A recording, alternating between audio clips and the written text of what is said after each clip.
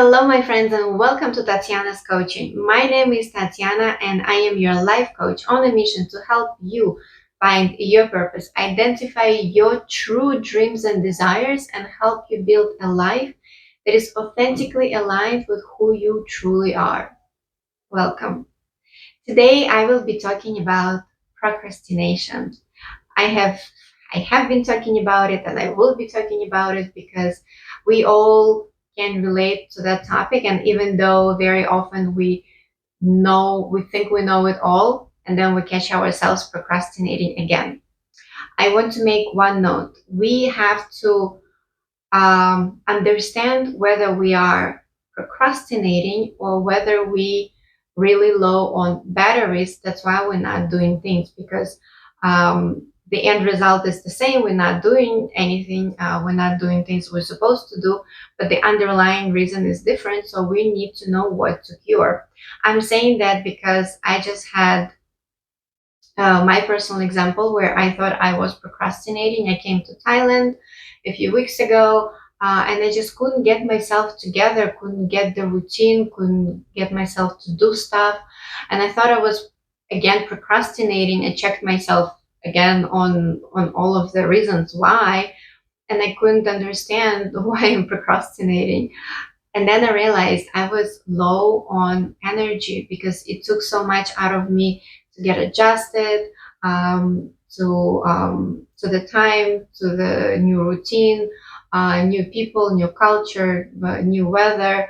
Um, and it is stressful, even though it's beautiful, but it is stress for the body and the mind. And I was also going through some personal stuff that threw me off emotionally, and I was just drained. And I thought, okay, I'm this car with an empty tank. Let's go on the journey. Of course, that's not going to happen. So I did some TLC. I got back to normal. And I started doing things that I'm supposed to do, that I love doing, that I'm passionate about. Yeah, so we have to realize why we're not acting. I made a separate video on how to raise your energy back, get your energy back, and get back on track. I will list the link below to the video so you can check yourself whether you really low on energy and that's why you're not able to produce any results, or you're actually procrastinating. Then I will give you the steps what to do. Cool? Cool. Let's start with procrastination. Why we're doing it and what to do with it. Number one is fear of failure. It's a classic one. We're all afraid to fail. In my upbringing, I don't know about you, failure was considered really, really, really bad. You have to be always good, always overachieving, overperforming. And if you failed in something, you got scolded or shamed or yelled at, depending on where you're coming from. Um, so failure was always looked at as something negative. We were taught that it's negative, and of course, you don't want to have negative in your life, so you will be avoiding it at all costs, right? Right. Um, but I wish they taught failure in school, because failure is amazing. Failing is great. Failing teaches you so much information.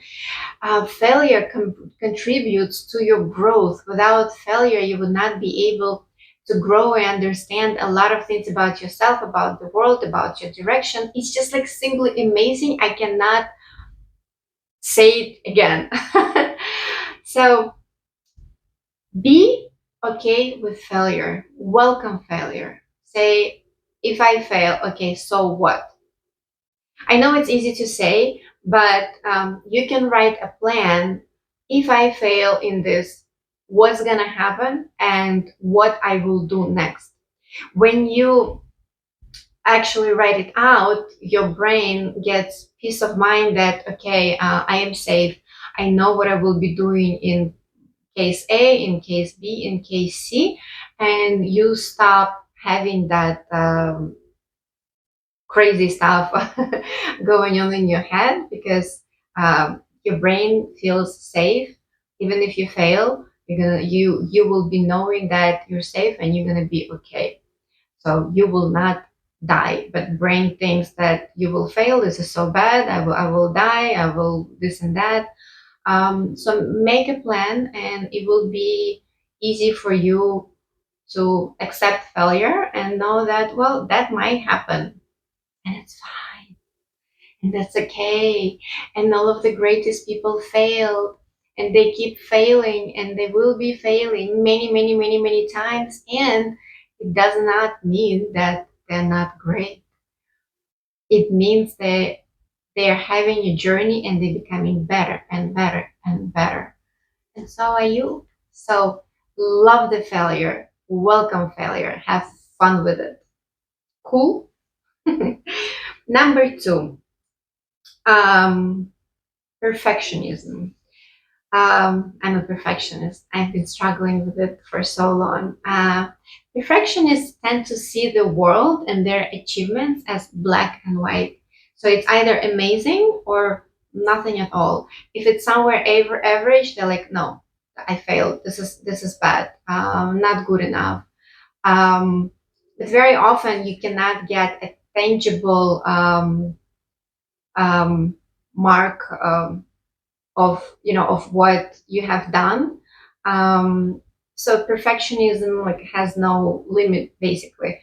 So when we look in the world in black and white terms, and we know the world is not black and white, um, it becomes really hard to even begin acting or studying something, because you know nothing about this topic yet, but somehow you already expect of yourself to be perfect at it and achieve perfection.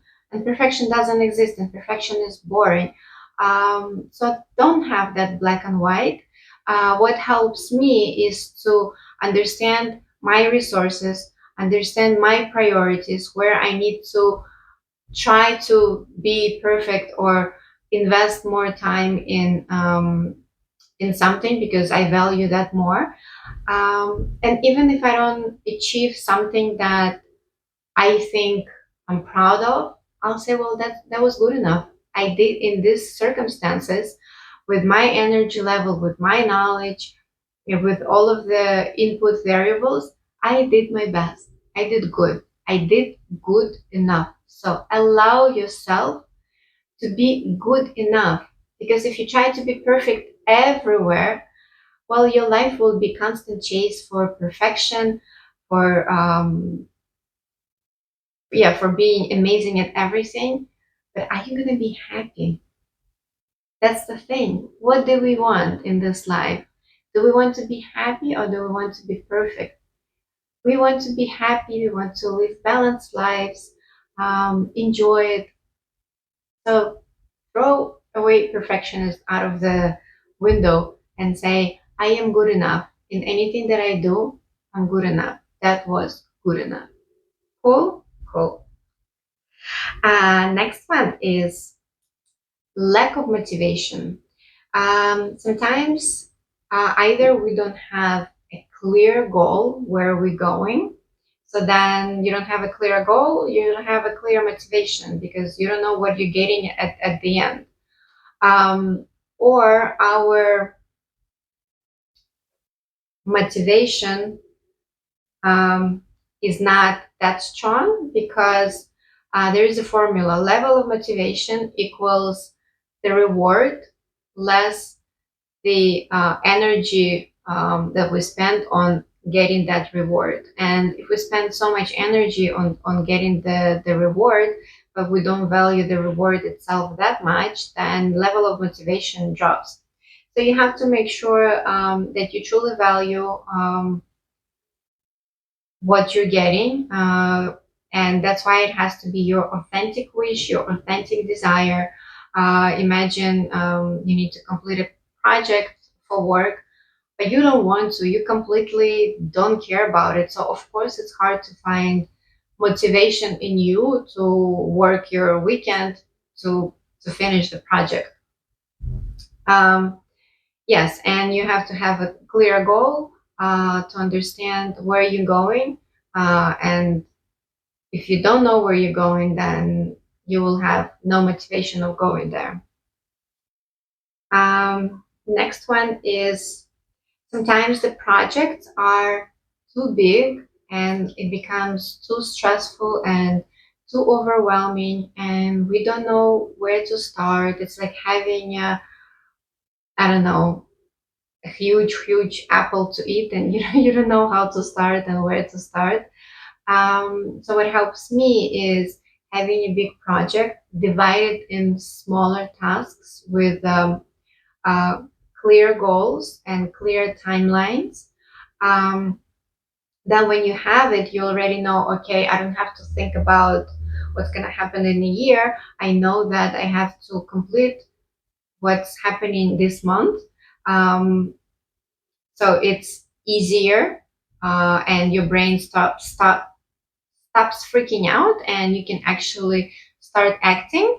Then also what can help you is have a daily tracker of your progress, so you can have tasks, and then at the end of the day you will cross them over.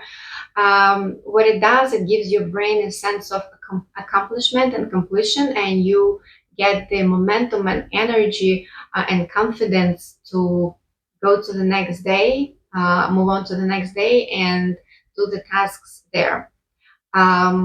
Also, by doing this, you will be tracking your progress, and it's good to actually track the progress end of the month, because what we can measure, we can adjust. First of all, when you're tracking your progress, it gives you a sense of confidence. You understand what you're doing, where you're going, like it's very tangible. And it also can give you information where what parts were lacking, why you have not achieved it, and helps you plan further.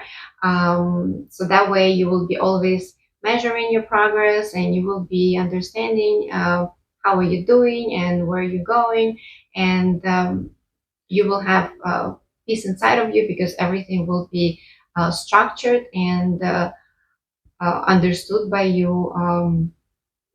Yeah. So divide big goals into smaller ones, have daily planners, check with yourself on how you're doing, track your progress. That will help you uh, have peace. um, what else? Oh, reward yourself. I like to create a reward system. It's kind of a delayed gratification, because in a lot of tasks that I'm doing, I don't get the reward right away. It's really far away. Let's say even making YouTube videos, by the time you get views, by the time you get feedback, maybe you're not gonna get feedback. By the time you can monetize it, a lot of time will pass. That you need to take action right now, and you have to somehow find the motivation to do that. Um, so what helps me is to bring small rewards on a daily basis when I need to do that. I say, okay, I'm filming this amount of videos, and then I can do something tomorrow, like go to a spa or go to the beach or something else. So basically, I'm rewarding myself for hard work. And it has been good for me, because I kind of have a work and play balance. I allow myself to do both. Also, when you're doing that, it helps you. Um, it just helps you stay motivated. Next one is enjoy the process. I think the most important thing is to enjoy the process, because um, after one goal, we'll have next one, then we'll have next one, then we'll have next one. And if you're not enjoying the process, if you're just goal chasing, it becomes into constant chase of something, and you lose sight of why you're doing it. It just becomes, I want to get from point A to point B to point C, but why? And when you enjoying the process, enjoying your failures, enjoying your strong moments, your wins, your victories, it becomes a beautiful game. Because if you look, for instance, at life, life is also limited, and the end goal is, we're all gonna die, but we're not rushing through life to get to the end point, right? We kind of love the process, we enjoy the process of living. Same is with goals. Um, it's you're missing out on so many beautiful things in your life when you simply concentrate on the end goal and forget to enjoy the results. And I mentioned before, I met this gentleman who started from nothing and became a millionaire. He sold his business, and he said his level of happiness is not higher right now compared to when he just started, and now him being a millionaire. He said he actually was happier in the process, going through challenges, conquering new mountains. Yeah, so enjoy the process, be in the moment, have fun with it, learn from it, accept failures, accept anything that comes your way, and learn from it. And last one, when you absolutely cannot get yourself off the couch, it's hard to make yourself do it. You're like, okay, I understand. I have fear of failure, and I have this and I have that, but I still cannot pick myself up off the couch. I use this technique by Mel Robbins. It's amazing, at least for me. It's called 5 second rule. I use it for anything, like even to get up in the morning, sometimes when you don't want to. You start counting down: five, four, three, two, one, go. And you go start doing the thing that you need to do. I usually tell myself when I completely feel off balance and I don't want to do anything, I say, okay, I will devote 10 minutes, just 10 minutes for this task. And then, of course, you're 10 minutes in, then you spend 20 minutes. Sometimes for me, it ends up being hours, because once I sit down and actually concentrate on something, I can spend the whole day. Yeah, but it's just that point to get you there so you can gain your momentum. And even if you spend only 10 minutes on it, it's perfect. It's amazing. You already done something. A little bit of action, any action is better than non-action at all, because any action, if you calculate the cumulative result, you will be astonished. Even 10 minutes a day, you will be already spending more than an hour on a project a week. So imagine the input after, even just after a month. So it's still better than doing absolutely nothing. So this was procrastination. Hope you found it helpful.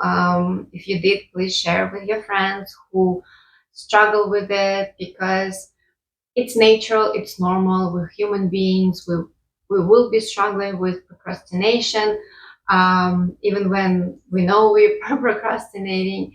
But it's up to us to kind of say, okay, I'm doing this because of XYZ, and I'll use the 5 second rule and devote 10 minutes today. I will be the owner of my life. I will create the momentum and go towards my goals, my dreams, my desired life. Good luck. I love you.